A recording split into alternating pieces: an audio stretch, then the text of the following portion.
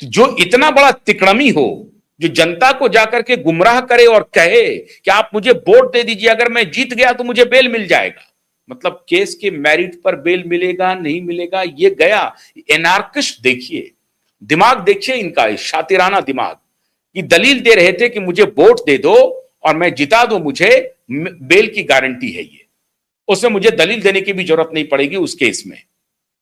जनता ने रिजेक्ट कर दिया। अब ये बात अरविंद केजरीवाल कभी बोल नहीं रहे हैं कि चूंकि जनता ने आपको जिताता, जनता अगर आपको जिताती तो बेल का समझिए सर्टिफिकेट था, अब जनता ने आपको हरा दिया, जिसका मतलब बेल रिजेक्ट हो गया, जनता की अदालत में आपका बेल रिजेक्ट हो गया। और यही सच है, यही सच है कि आप कट्टर बेईमान हैं, यह साबित हो गया, जनता ने साबित कर दिया। जनता ने कहा कि नहीं, मैं आपको वोट नहीं दे सकता हूं, आपका भ्रष्टाचार अब पूरी दुनिया ने देख लिया है, जनता का भरोसा आप खो चुके हैं, इसलिए आपका बेल रिजेक्ट होता है। जो आधार आप प्रस्तुत कर रहे थे कि आप मुझे वोट दीजिए मेरा बेल सैंक्शन हो जाएगा, उसी आधार पर जनता ने आपको हरा दिया, इसका मतलब है कि आपका बेल रिजेक्ट हो गया। ये तो नहीं बोल रहे हैं आप। निचली अदालत से निर्णय ले आए और कहने लगे कि मैं कट्टर ईमानदार हूं, खुद ही खुद कहने लगे, जोर जोर से बोलने लगे कि मैं कट्टर ईमानदार हूं। कोई बात नहीं है, आपने कह दिया कट्टर ईमानदार।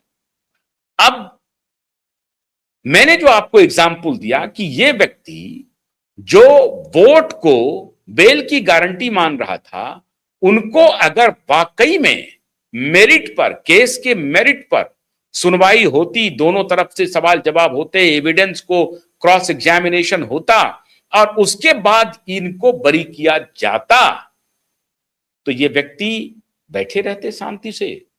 बिल्कुल नहीं बैठे रहते। अगर उसके बाद सीबीआई जाती हाई कोर्ट में तो फिर हाई कोर्ट में भी फजीहत होती, क्योंकि इनके पास आधार होता कि साहब वहां तो ट्रायल चल चुका है, ट्रायल में ये सारे सबूत गुजर चुके हैं, हाईकोर्ट के भी हाथ बंधे रहते। तो क्या निचली अदालत ने बरी करके अरविंद केजरीवाल को बल्कि फंसा दिया? बरी नहीं किया, फंसा दिया और सारा तोहमत अपने ऊपर ले लिया। बिना ट्रायल किए हुए आपने किसी को बरी कर दिया, जो केस की हाईकोर्ट और सुप्रीम कोर्ट के संज्ञान में है, उसमें आपने ऐसा काम कर दिया। अब केजरीवाल जी, वो केजरीवाल जी जिनको कि हाईकोर्ट से मुआवजा मांगना चाहिए था, सुप्रीम कोर्ट से मुआवजा मांगना चाहिए था, वो मुआवजा मांगने के लिए नहीं जा रहे हैं कि मुझे आपने 12 महीने जेल में क्यों रखा, मुझे इसका मुआवजा दीजिए, नहीं मांगने जा रहे हैं। क्यों? मन में चोर है। चोर भी बहुत खतरनाक है, इनको मालूम है कि मेरा इस केस में जेल अवश्यम भावी है, मैं उसको टाल नहीं सकता हूं। ये कंफर्म है केजरीवाल कि ये टाला नहीं जा सकता है, सिर्फ गुमराह किया जा सकता है। तो अभी वहां नर्मदा में, गुजरात में विक्ट्री जुलूस निकलवा रहे हैं।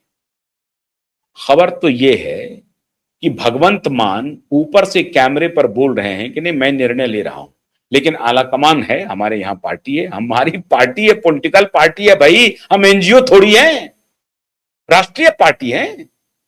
और हमारे यहां मनीष सिसोदिया अभी प्रभारी है पंजाब की, हम कोई एनजीओ थोड़ी हैं। अभी इस दोनों में तकरार होना शुरू होगा, लेकिन ये आदमी शातिर हैं, इनको मालूम है कि ये वक्त नहीं है जब भगवंत के खिलाफ मोर्चा खोला जाए, वरना हम पंजाब की सरकार ही गंवा देंगे। पंजाब की सरकार वैसे भी जा रही है, अब अपोजिशन में कांग्रेस आती है या बीजेपी आती है, बीजेपी को उतनी शक्ति नहीं है, लेकिन पंजाब उनके ऑपरेशन पे है। लेकिन इनका जाना तय है, इनके जाने में कोई आपत्ति दिखाई नहीं पड़ रही है अनटिल अनलेस की कोई अपोजिशन वहां पर स्ट्रांगली खड़े हो जाए, जिसकी संभावना हमको लग रहा है कि आने वाले दिनों में आप देखेंगे आइदर कांग्रेस और बीजेपी कोई ना कोई खड़ी होगी इनके बरक्स। इनकी हालत वहां पर खराब है। पंजाब में इन्होंने पूरा ड्रग माफिया का राज चला रखा है, तो इनकी हालत बेहद खराब है पंजाब में। तो अभी तो इनके बीच के भी खबर लड़ाइयां चल रही हैं। अभी कुछ दिन परसों तरसों ये भोंडसी जेल पहुंच गए थे, इनको डर है कि कहीं संजय अरोड़ा अगर मुंह खोले हमारे खिलाफ तो फिर आगे क्या होगा, हर डर इनको सता रहा है। अभी इन्होंने लिखित में रिप्लाई फाइल किया है, मनीष सिसोदिया ने, अरविंद केजरीवाल ने लिखित में श्रीमान मनोज जैन की अदालत में रिप्लाई फाइल किया है और मीडिया में खबरें छपवा रहे हैं कि जैसे ही केस ट्रांसफर हुआ अदालत का माहौल बदल गया। अदालत का क्या माहौल बदल गया?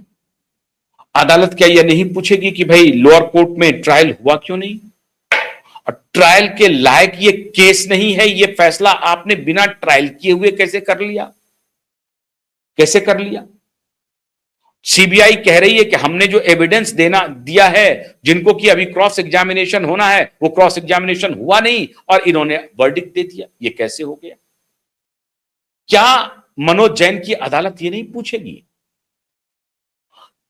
जस्टिस डुडेजा और जस्टिस चावला की अदालत तो अभी कंटेम्प्ट पर फैसला करेगी, लेकिन मनोज जैन की अदालत क्या यह बात नहीं पूछेगी? वही निचली अदालत ने जो यह फैसला दिया है उसका आधार क्या है? आपने क्रॉस एग्जामिनेशन क्यों नहीं किया? तभी रिप्लाई फाइल किया। इनको लग रहा है कि इस कोर्ट से इस कोर्ट में आ जाएंगे, कुछ ना कुछ फिर डेट पर डेट लेते रहेंगे। होना जाना कुछ भी नहीं है। आखिरकार इनको इनके वकीलों ने सलाह दे दी कि श्रीमान आप लंबे न जाइएगा, कंटेम्प्ट के केस में तो आपको सजा अवश्यंभावी है, क्योंकि वहां पर फॉर्जरी भी आपने किया है, फैक्ट्स के साथ फॉर्जरी किया है, फैब्रिकेट किया है, आपने selective audio video social media पर रिलीज किया है और उसके बाद राठी एंड गैंग से आपने पूरा कैंपेन, विशियस कैंपेन चलाया है जस्टिस स्वर्णकांता शर्मा के खिलाफ, और इसके पूरे पूरे साक्ष्य हैं। ये कोई हवा में नहीं है, इसके सारे साक्ष्य मौजूद हैं। तो इनको तो ये कह दिया गया वकीलों की तरफ से कि साहब इसमें हम आपकी कोई रक्षा नहीं कर पाएंगे, इसमें हम बचा नहीं पाएंगे, इसलिए जो भी रिप्लाई फाइल करना है आप रिप्लाई फाइल कर दीजिए। उन्होंने रिप्लाई फाइल कर दिया, सरेंडर कर दिया। अब सुनवाई शुरू होगी, और सुनवाई अगर शुरू हुई तो इनके नाकों चने चमाने पड़ जाएंगी। कट्टर ईमानदार की जो छवि है, अब ये पता चला कि मनोज जैन को भी लगे।